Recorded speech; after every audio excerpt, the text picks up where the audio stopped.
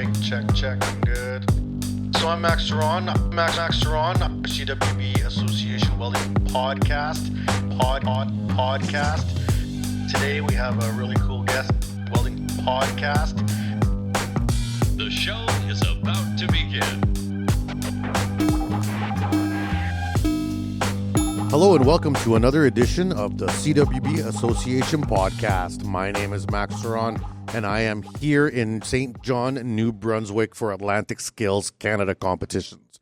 One of the great sponsors and supporters and hirers out here in the East Coast. And for this wonderful event is the UA213 Hall. And today I have Evan Russ, who is a welding instructor for the Hall. How are you doing, Evan? I'm good. How are you?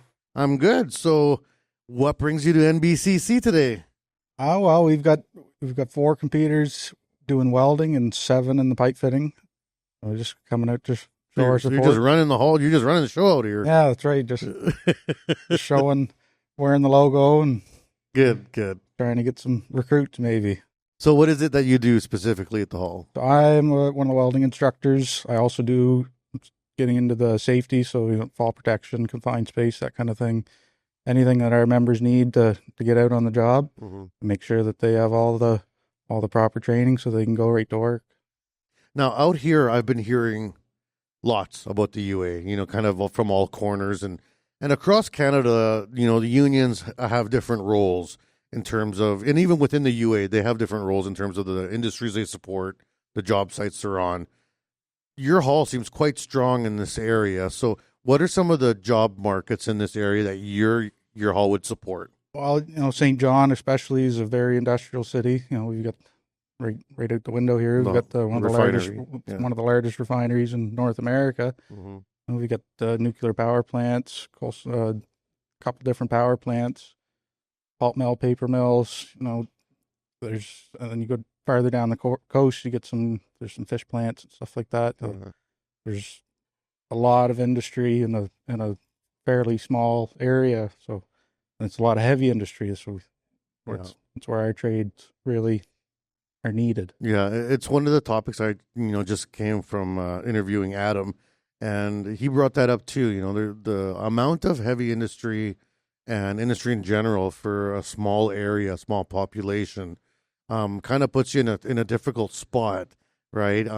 I've always looked at how many colleges there is out here for the trades, and how many trades programs there is in the East Coast, and there's a lot for the amount of people. There's a lot, right? And coming from the West, because I'm a Westerner, I didn't know that. I thought that all these East Coasters come to the West to work because there's no work. But what I've learned is that there's plenty of work here. It's starting to turn around. Yeah, and it's changed quite a bit. Yeah.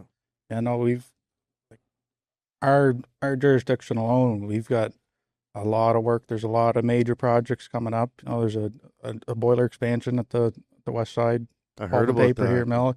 There's just like 1.7 million man hours for the pipe fitter. Like it's a lot of work coming up in the next few years, and we need more young people getting into the industry and taking the trades, and because we've got a lot of members retiring as well. So the ratio of new people coming in to people going out is starting to get unbalanced pretty quick. It's the lists are getting thin at the top with all the old guys. My dad, he was a boiler maker for 50 years, and when he retired early, he got sick, he got cancer, but he had to retire early. But he got calls for like the next 10 years being like, are you sure you don't want to come out? Are you sure you don't want to come out? Because it's just can't find people, not enough. See, when I first got in, I've been a member since 2017, and I was working at another fab shop before that, right out of school. And that was one of the things they told me when I said I was leaving and joining the UA. They said, you're going to be, you're only going to work a shutdown here and there. You'll be on unemployment and traveling out west. I've worked steady the entire time, my entire career. I haven't had any low points, right? Like, I've never been unemployed. No, times changed a lot in the last few years. So there's a big influx in work right now, and there's the old the pokey trains back in the day, right?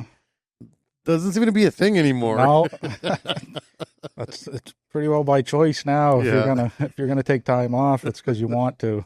Yeah. If you want to work, if there's work out there. So for the people that are listening to the podcast and are not aware, we have a lot of listeners in the U.S. as well, where unions are not nearly as strong as here in Canada. What is it the UA does? What are all the parts of the UA? Because it's not just welding. Welding is one piece of the many roles that the UA covers. Right, so we're all the pipe trades. Pipe fitter, steam fitter, plumbers, and you've got sprinkler fitters, HVAC, gas techs, instrumentation, anything to do with pipe, we deal with it. It's our jurisdiction. So that's a big part of a lot of the heavy industry, especially, and even commercial. You get into the bigger cities, Toronto, Edmonton, stuff like that. They have a whole another jurisdiction for high rise and the sprinkler systems and plumbing systems, fire those buildings, all that kind of stuff. It's a huge industry. Yeah. Now, how do you stay on top of the training for all those different legs of that? It's a challenge, but we've got. The good part about it is that we take our trainers from the job. I just took this position in the new year, so I've only been doing it a little while. I came right off the job. I've been a welder since 10 years. We really take the on the job training aspect and put it into our apprentice, right? And we have mock-ups at our hall. It's a real life scenario for pipe racks and pump stations and things like that. We want them to see what they're going to actually experience when they get out on the job, instead of just you can't learn everything from a book in a classroom. We like to see hands-on training. And for the welders specifically, the welding world that you teach in, and when people look at pipe fitters in terms of welders, what are some of the things that you would be typically doing? What are the types of welds that a pipe welder in the hall would be doing, say, on the day-to-day? Day-to-day, it's, our bread and butter would be like in New Brunswick, it's F3, F4, so 60-11, 60-10 route, 70-18 fill and cap. Most of it's done on a 2-inch double X pipe coupon, sent out for X-ray. So double X would be like a Sked 80 or a Sked 160? It's heavier than a 160, the next step up. Okay, 240 I think is what it is. And there's a lot of different alloys around here. Like right now, another popular one for the pulp mills especially is duplex. Right. We use 2205, 2209. That's a really popular one right now. We've got a same spot. We got some titanium that they do there. They're sending a few of the better guys over that, and those aren't common things to do. I mean, duplex tricky. is getting pretty common now. Yeah. Right. For the people who don't know what duplex is, it's a variation of stainless. Right. So magnetic, it's got a lot of the same properties, a lot high carbon. You can't just go into it welding like you would a regular, like a 309 or 316 stainless. You gotta treat it way different, because it'll gotta watch those temperatures. Right. It might turn out looking beautiful, but then they X-ray it and it's garbage on the inside. Yeah. Unless someone tells you that you got to weld it differently too, you wouldn't know, because you can do it. You can crank your heat up and just wash over it and make it look really pretty. Yeah. But you're not getting any penetration. It's going to be a sugar cube on the inside. Yeah. And lack of penetration all through it. It's duplex, especially. You really got to dip it when you're doing TIG. You lay wire. You just lay the filler on and wash over with the TIG torch. It doesn't work. That's not going to work. Yeah. Well, and the inner pass temperatures are so critical when it comes to the duplexes, especially the 2209, because it'll separate out. Yeah. It'll separate out, and that's a full cutout. Like, it's right. not there ain't no repair. No, you're not just going in, just cutting into a little spot. No, and fixing you're not just grinding that out and tapping it in. No, it's all starting fresh. Yeah. Same with Inconel. We've had a few more people with the P44s being sent for Inconel, right? We had a gentleman just a couple of weeks ago. He came down to the hall to do a test and didn't think he needed any training. He he watched a YouTube video the night before, and I said, you got to think, it'll crack like a cast almost. Right. Like right. It'll just split. It welds really nice. It's a little dirty, but you think it's same thing. It looks like it's going really good, and then you start your hot pass, and you hear that ting, and it's all over. So as a trainer, how do you keep your skills up on the new stuff? Because you never know everything, right? Like, I mean, I welded in the stainless world. I was a stainless guy. That was my bread and butter. I worked in the mining industry. Never enough work for stainless welders, or never too much work. Is that right? No, there was always lots of work. Yeah, for stainless welders in the mines. But if someone came up to me and said, "Oh, you're a great stainless welder. Here, I have some titanium for you to weld." What? That's right. It's I like to there's a lot of information out there online. I watch all kinds of videos. You get the younger generations coming in saying, "Oh, I saw this on TikTok last night or whatever." Well, you got to be careful with. It's not always true, but there's definitely some good information. I pay attention to that, and I read up on a lot of the newer technologies and stuff like that. And I like to. I'm young. I still like to weld.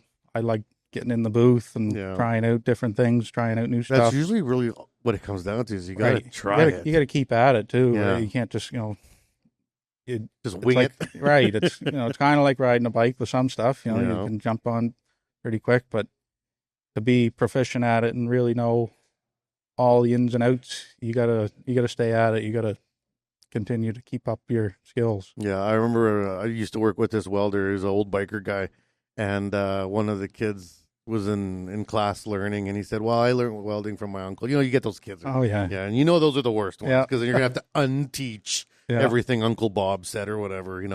And he's like, "Well, my uncle said it's like riding a bike," and this guy says, "Well, you can ride your dirt bike all day, but I'm not letting you on my Harley." Right? No, exactly. And I was like, yeah, that's a good way of putting that because it can be sort of the same, but it ain't, right? Right. So, for the UA, you guys have a very extensive training program.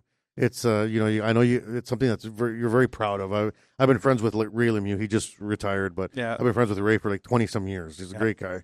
And, the wealth of information that comes from the pipe trades it filters down into the other trades, into all of them, right? Right. And I think it happens between all of them. You got the ironworkers, the boilermakers, the millwrights. Everyone's kind of got their niche that they work in, that they specialize in.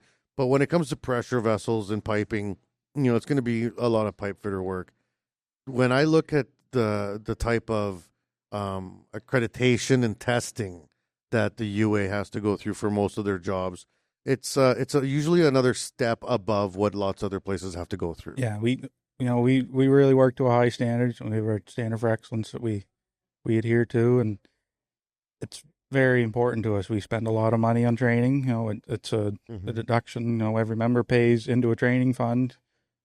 They want to use it. They want to see it go in action. They want to see how it go as far as it can. Right? It's their livelihood. They want to get the most out of it, and we get a lot of people that are very proud to be UA members and proud to participate in the training. We've got people coming in, stopping down on their days off, just walking through the shop, just seeing if they can help out. It's a real community that wants to see each other succeed. Yeah. And that's something that's, I guess, when you look at kind of the decline of the unions, because there has been, kind of the thought that the unions are in decline. Not just in Canada, like around the world, there's been kind of a desire to get away from standards and codes, to get away from so much testing and rigorous, because they say it slows down the job, makes the jobs too expensive, stuff like that. I don't buy it. No, I don't buy it. We don't see it here either. Especially MBCC here, we see all of their top students are trying to get a place with us. They want to go and do the best they can in their career, and they're coming knocking on our doors. They're not looking to go to somewhere that they're not going to be tested and live up to a certain codes and standards, and really push yourself to your limits. And that's what I really like about the skills competitions, is it shows what your limits are, and you really got to push through that and see how far you can go. And so my favorite time of year. Yeah, well, competition breeds excellence, right? And that's something I think that welders in general take heed to, because we get told that in every welding program, regardless of where you are in Canada, depending, like, regardless of the hall you're in, what type of union. At the end of the day, welding is not something you can skip through. No. Right? You're not just skipping through this program. You're not just going to fake your way into a welding job and think you're going to have a career. That's right. You really got to show your skill. Mm-hmm. It's you've got to put the time in, put in the effort. You just try and skip through it. You're not going to make it very You're not far. You're not going to be a welder. No. You're, yeah. Yeah, the cooking school's down the hall. Yeah, that's right. It's not for you. If you don't want to put the time in, put the effort in, you picked the wrong trade. So before your job as a trainer, you said you just started in January. What was it that you were doing with the hall? You were on as a welder or as a? I'm a welder. Yeah, I was always tried to get involved and volunteer in different committees and stuff like that. But but the last 9 years, I guess, I've been working various sites in the city. I've been lucky I haven't had to travel. There's been work here that I could do. The last 3 years, I was on the maintenance crew with Point Lepreau, the nuclear power plant here. Okay, so, yeah. In the sense of the industry around here, that would be that's your top. That's about as good as it qualifications gets. Yeah. there. We do 14 job tests just to get down there, right? Yeah. They test you on every possible thing that you might run into down there, and they want to see that you can do every bit of it, with no issues, right? They really put you to the test, and the same when you're in there doing the job. We're work somewhere else, and there might be one guy come and check on it. There's 10 coming and looking at it there. Yeah, they really make sure that it's flawless. Well, I met Eric Dickerson from OPG. He's a TIG welder for them. I don't know if you ever heard of him or met him, but he's one of the better welders in Canada. Like, the guy's an incredible guy. I would put him at late 30s now. And he was showing me some of the job tests that he has to do just to stay on at the power plant. Right. Like 1 inch thick titanium full out welds. And it's like, where would you ever even see that in the real world? But he said, I have to test for it because I might have to do it once a year. But that once a year, they need to have that person. They want you trained and able to go in at any time, because they're not screwing around. It's millions of dollars, a second or whatever. Some crazy thing. Oh yeah, one of the hard ones they do here. It's an F4 on 2-inch skid 80. Oh yeah, 7018 open root. I hate 7018 open root, right? But that's a nuclear code. It's like, you can't have any cellulose, right? Right. And then the next one after that, you make it through that. That's a bend test. Mm-hmm. You make it through that, and you're doing the same coupon with 309 stick. Yeah, ugh. It's like trying to hold water in a colander. That's right. So they're the two real fun ones, and then it gets a little easier, and you do some 3/8 tubes and stuff like that. But they really test you, and I love doing it. It really challenged you, and it tested you to your limit, and then some, right? Mm-hmm. I remember when I was working with my skills competitor before we went to Russia, we got a sample drawing from the World Skills, and there was an open root 7018 on 3/8 plate with a 1/8 gap, and it was the first time we had ever seen that on a skills drawing. And it's because and it depends on the country you do the worlds in, but Russia's so nuclear heavy, right? They got hundreds of nuclear plants in Russia that their nuclear welds had made it into their skills drawing, which I think is great. Like, it's part of the industry. Right. But I remember sitting with our competitor, me and the other instructor, Steve, and we're like, have you ever done an open root 7018? I was like, no. Have you? No. So before we even told the student about it, we went to the shop, we stayed after work, and we were trying to do it. Be like, well, let's figure it out so we don't look like idiots when we try to tell this kid to do it. Man, it took a few rips. Like, that's not an easy one. No. I don't even it was. Even when it felt like it looked good, there'd be some you ugly. Chip the slag off, and there's nothing there. Just like, that one too, especially when we do it on the 2-inch skid 80. Mm-hmm. There's no material there. You can only go an inch, and as soon as that keyhole opens, you're done. You're too late. Yeah. You got a big grape. If it's running good, as stop because it's about to go bad. That's your limit. You gotta stop. Yeah, stop while it's good. Yeah. Oh yeah.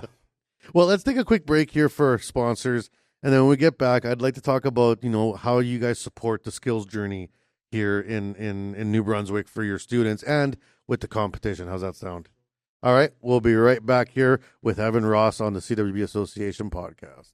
The CWB Association is new and improved and focused on you. We offer a free membership with lots of benefits to anyone interested in joining an association that is passionate about welding. We are committed to educating, informing, and connecting our workforce. Gain access to your free digital publication of the Weld magazine, free online training, conferences, and lots of giveaways. Reach out to your local CWB Association chapter today to connect with other welding professionals and share welding as a trade in your community. Build your career, stay informed, and support the Canadian welding industry. Join today and learn more at cwbassociation.org. And we are back on the CWB Association podcast. I'm here in St. John, New Brunswick with Evan Ross from UA213.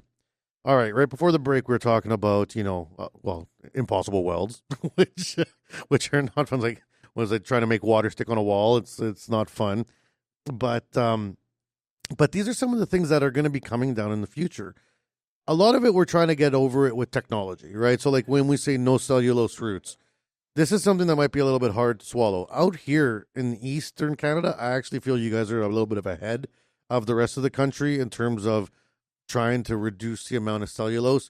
STT, RMD, like these modified waveform welding machines aren't such a dirty word out here. How do you feel about those in your hall? I mean, they aren't, but they're not as common. You see them in the fab shops here, but we don't use them in the field ever. They come from our fab shops. They like to use it. I like them both. STT, RMD. I find that they're a great technology. Getting them set up and can be kind of a pain sometimes, but once you have everything set, it makes it a breeze, right? Yeah, it's quick and easy, right? Clean. Yeah, you're banging out joints in no time. Yeah, the guy in the next booth beside you is doing it all TIG still, and you're flying them off the shelf. There's not even a comparison, really. Yeah. But we don't have as much fab shop work here like as, in-house piping work, Right. You see that more Ontario, Quebec. We just don't have, a lot of our work is maintenance and, actual installation, on-site work. So we still do see a lot of the older style, the refinery here especially, they're just starting to move to 60-10.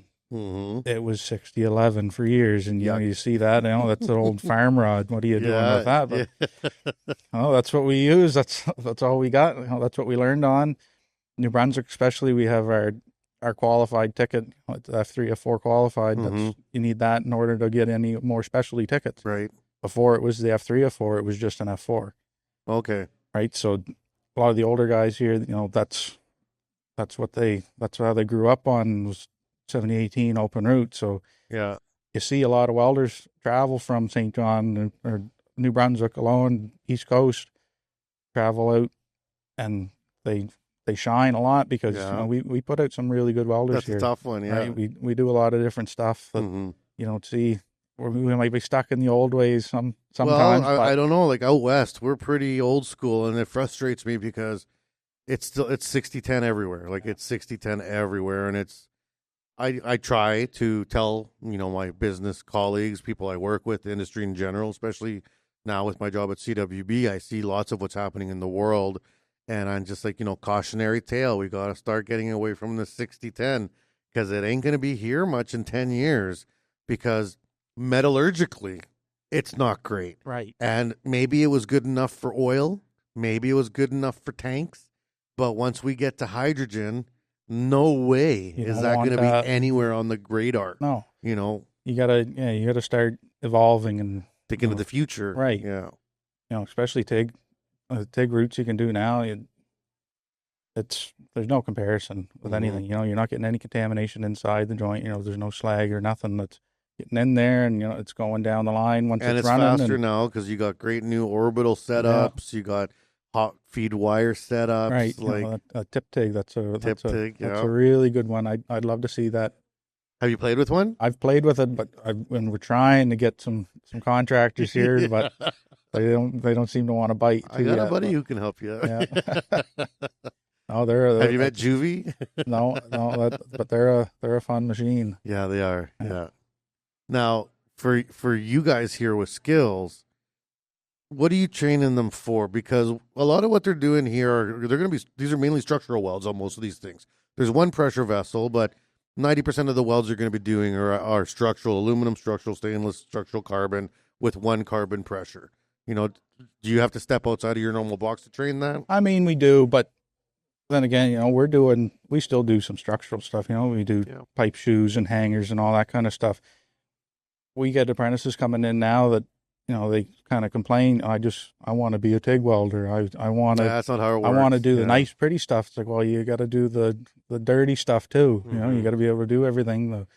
You got to crawl in underneath there and weld shoes and stuff like that. You know, you still have to be, just because we're the pipe fitters, you know, you have to be able to do a little bit of everything, right? Yeah, and you're more valuable. Right. You're more valuable if you can do it all. Yeah, you walk into a job saying, no, I'm just here for TIG welding. You're not going to be sitting there very long. No. You're out there, you know, someone throws something at you and you're not scared. You jump in and do it. Yeah, that's who they're looking for. Yeah. That's going to keep you working. And even going to the other side of not scared, confident. Right. You're like, I can do that. And, you know, you don't even think about it. You that's just go right. and Your do hand it. goes up. Hey, who wants to do that? I'll do it. You know, I'll get in there. You know. Right. Now I know that I was just talking to some students outside, and they're millwrights. They're taking the industrial mechanics program here at MBCC, and they're like, "Oh, you're with the CWB. We heard about you welding." And it's like, yeah, you know. And they're like, "Well, we don't need any welding tickets as millwrights." And I was like, "Well, you know, a millwright with a couple CWBs goes a long way." Yeah. Right. Because right. Like you said, you got to be available to work, and in this world, that means certs. Right. Right. Same with, you know, we're talking F3, F4s, F6, F5. We're talking P44s. We're talking about these things. Those are all certs. Right. They're not just numbers we make out of the air. Yeah. Right. They give you the ability to do more work. That's right. You know, especially around here, the better welders are the ones that, if the contractor comes in and says, you know, we've got this job coming up, we've got to train some people on, you know, some titanium or duplex or anything like that. Mm-hmm.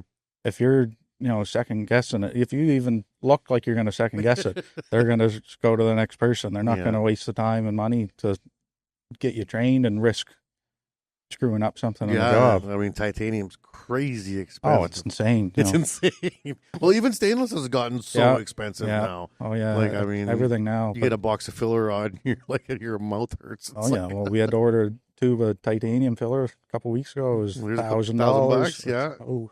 And there's 9 rods. It's not that bad, but it's pretty close. Yeah, might as well be.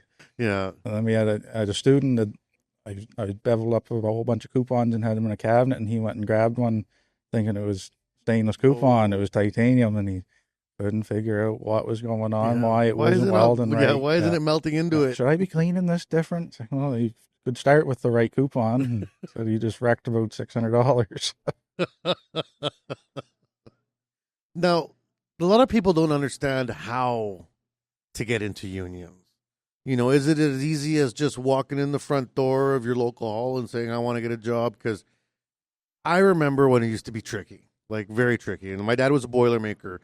I could never get in the Boilermakers, even with my dad signing, because it was, there had to be the right time. There had to be work. They have to watch the members. And I remember getting really frustrated because I was welding for a long time. And my dad would be like, come and join the Boilermakers. And, you know, he was a member, but they were like, no, we're not taking any new hires. Right.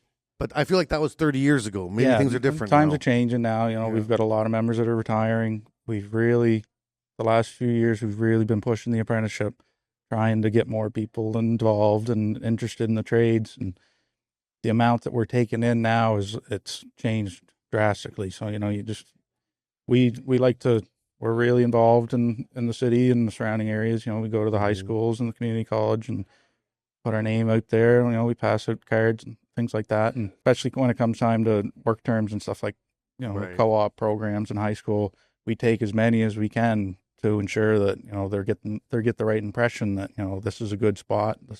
That's really this is what we interesting. You offer. bring that up because I've actually been in other provinces. Fact that I've had a hall say that we don't take co-op students because of liability issues and stuff like that. Right. No, I was in co-op program when I came through, and I went to I got in at one of the fab shops here in town, one of the union pipe fitter shops, and it was hard to get in then. You really had to know somebody, but my father, my uncle, and my grandfather are all in the industry. I had a little bit of a helping hand to get a co-op placement, but being in the shop, I wasn't allowed to touch anything that they were touching. I wasn't a union member, so I couldn't. But you're not laying any real welds on anything. No, but I was right there, standing over their shoulders, watching and learning every single thing I could. And for that 13 weeks or whatever it was, I was there. Yeah, I learned everything I could. I came out of that. I was 16 years old. I came out of that with my F3 plate pressure ticket. Yeah. They really helped me along and pushed me to keep going with it. Keep going, yeah. No, they're very helpful. And now our hall alone, we take anywhere from 5 to 10 pipe fitters, welders, any students looking for a placement. We try and take everybody we can to really get them interested and show them, teach them what we can to try and hang on to them, because we want that future generation coming to us. Yeah. If there's someone listening to this podcast and they're in the area, they're out here on the East Coast and they're interested about joining a hall, what's the easiest way to do that? How do you get in? Show up with a resume at the door. Drop your resume off. We come in at our hall here. If you're a welder, we'll come in. We'll do an assessment on you. If not right that minute, the next day. So show up with boots and a helmet. Show up ready to work, and if there's a spot, that could be your chance to get in right away. There's lots of work coming up, lots of work ongoing right now, especially anyone with a red seal and status. We're always looking. Times are different now than they were 20, 30 years ago. No, I remember going to work on permits back in the. I don't know if they still have permits anymore. Yep. But I'd go work on permit because I had my red seal in welding, but I wasn't in the hall. But they were so short up that they would just put out a call out for red seal welders. Right. And so I would just go work in permit. I'm not a paying member, so you're not same tier, right? Right. Kind of like last in, first out. But for a shutdown, I didn't mind. But I remember it was tricky back then. Like I'd have a red seal, and some job sites would be like, okay, well, you're a red seal welder, but you're not a red seal pipe fitter, so you only get a second year rate or third year rate. Yeah. I'd negotiate that out. Right. Does that stuff still kind of work that way? Not in our province. We have a list for every separate trade. You don't have to be dual ticketed or anything like that. But especially welders right now, you need them. we need welders. We need people taking welding. But we want the best. Yeah. We don't want bucket welders, but we want them to be I welded buckets for a while. What's wrong with bucket welding? So did I. It's a good spot to start. Yeah. But we want to see the people that want to push themselves and improve their training, improve their skill, and have the passion for it. That's what we look for. We want the UA. We really tried to be the best. We do it right the first time, and that's what we want for the future. And what's for your future? What do you see for yourself? You just stepped into this new role.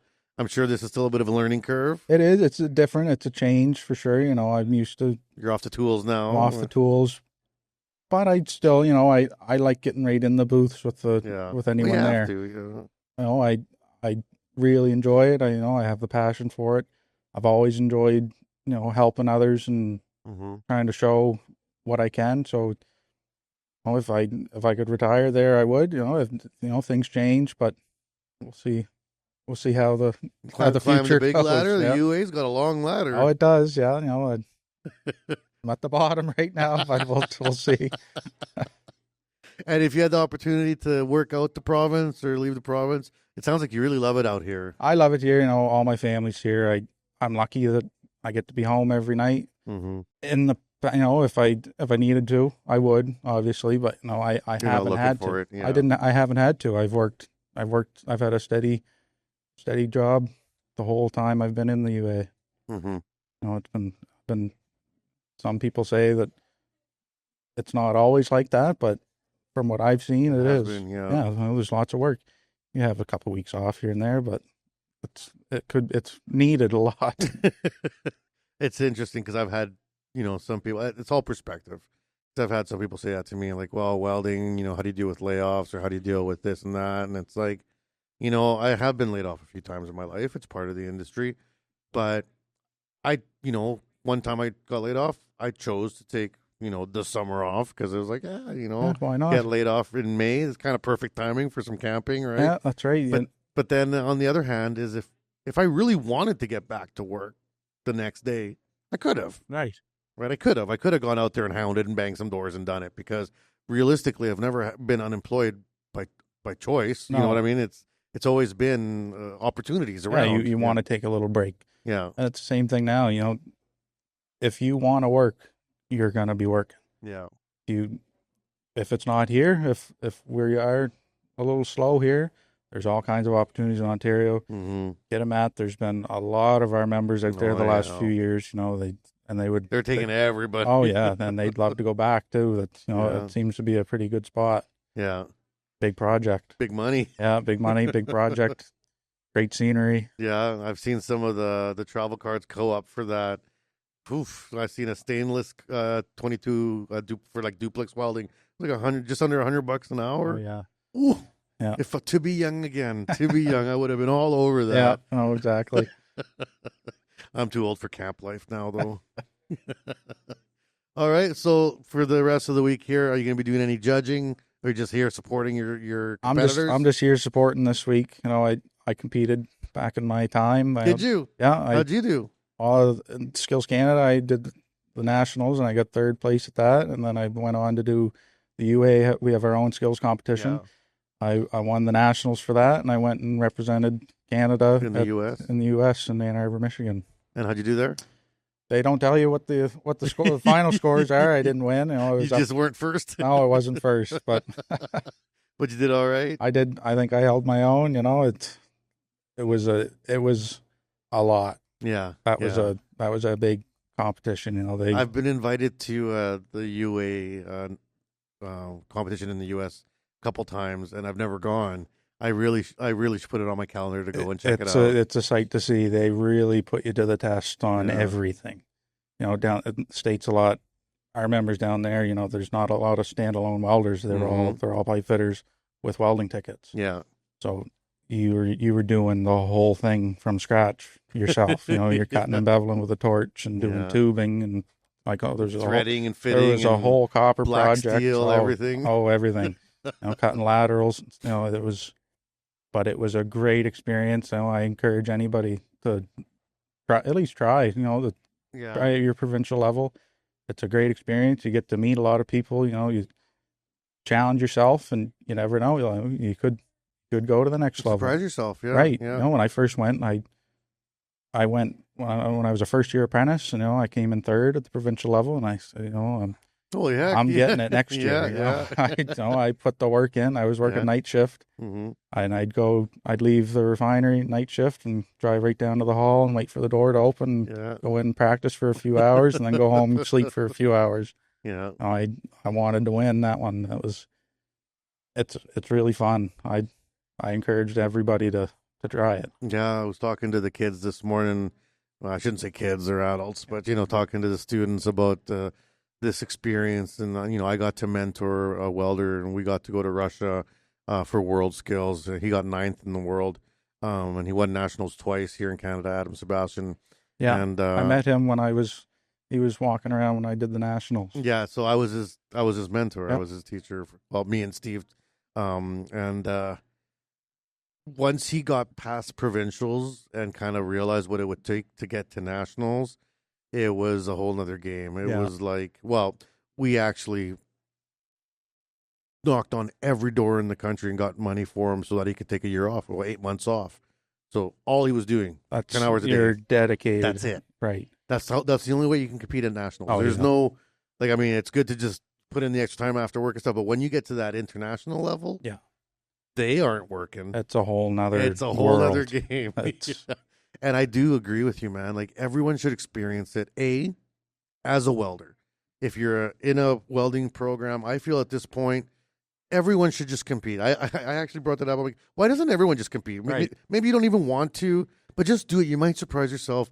And if you don't do well, so what? You tried, but at least it was an experience to see what it was about, right? Right. I get that there's time limitations and money and funding, blah, blah, blah, but I feel like it's just such a great experience for anyone to try. On the other side of the fence, if you're an instructor or a seasoned older welder or you're just in the industry, you should attend these things. You should come in and see what the kids are doing. You should see the competition. Yeah, and what they're putting themselves through. You should see what they're putting themselves through for really just themselves, because there's no cash on the table or nothing. There's no guaranteed jobs on the table. Just bragging rights, really. That's right. That's all it is, right? But you know these kids, and that's why I said to them this morning, I'm like, everyone that's in this room is guaranteed a great job. Because if you already stuck your neck out this far for just bragging rights, you're going to do just fine in this industry. Right. You're showing that dedication the pride that you have in that. And, employers see that. They do. And you're going to all get cherry picked. The one question came up and it was like, make sure you put this on your resume. And it's like, oh, what if we don't win? That don't matter. Oh, you just put it on your resume. That matters. That's a big thing. You still participated in it and put yourself out there. Well, this has been a great interview, man. This has been fantastic. Yeah. And I hope everyone learned a little bit about the UA today and what's going on out here in the East Coast. Any last minute instructions for anyone if they want to join the hall, or how do they reach out to get information? Just reach out. We have the websites, ua.org, or just show up at the hall. Yeah, it is actually that easy. It is. I have just walked into a hall and gotten work. You walk in, doors are open. Yeah. Awesome, man. Well, thanks a lot, and I really appreciate what you're doing here and what the hall's doing for the kids. Thank you. Awesome. And for all the people that have been following along, there's another great interview here with the UA, who are great supporters out here. It's been a fantastic day of podcasts and of seeing the competitions go down. Tomorrow's another whole day with high school students, which, then you get to see the real fear in their eyes. But we'll be here for them, and I really, really appreciate Evan, you taking the time. Oh, thank you. All right, catch you at the next episode. We hope you enjoyed the show.